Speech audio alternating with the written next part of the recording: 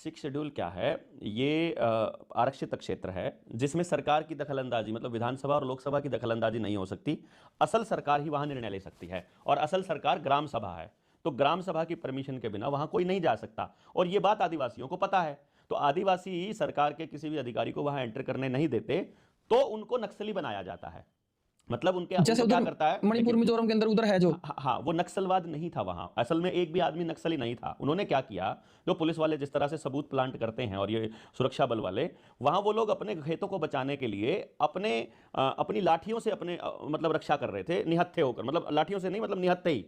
तो उनके ऊपर गोलीबारी करके उनके हाथ में एक एक बंदूक पकड़ा दी गई कि ये बंदूक वाले हैं और इनसे लड़ने के लिए हमको बंदूक चाहिए। जैसे इसी इसी खेल को समझने के लिए आपको जवाहर बाग का कांड देखना पड़ेगा, 2016 का। जवाहर बाग आपने सुना भी नहीं होगा मेरे ख्याल से।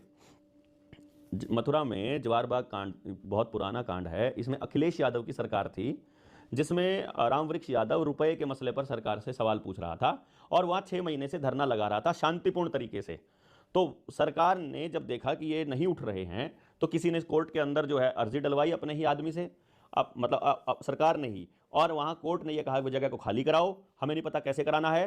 तो सरकार के आदेश पर खाली कराने के लिए वहां एक ड्यूटी मजिस्ट्रेट की नियुक्ति की गई। भारी पुलिस बल वहां गया, और वहां उन्होंने अपने ही इंस्पेक्टर और डीएसपी को गोली मार दी, पुलिस वालों ने।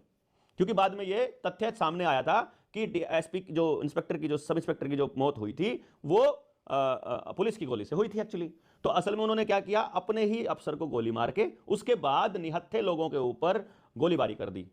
और वो सारे लोग जो थे, उनमें से 100-150 लोग मर गए थे।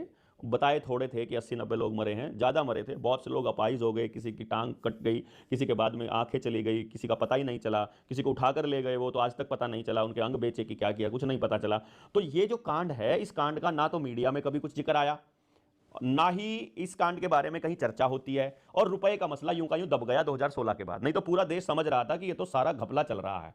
तो ये जब भी किसी ऐसे मसले पर, जब इनको उद्योगपतियों की जेब भरनी होती है और टॉप टेबल से आदेश आता है, तो ये न्यायालय जो है, ये कोर्ट जो है, वो कोठा बन जाता है।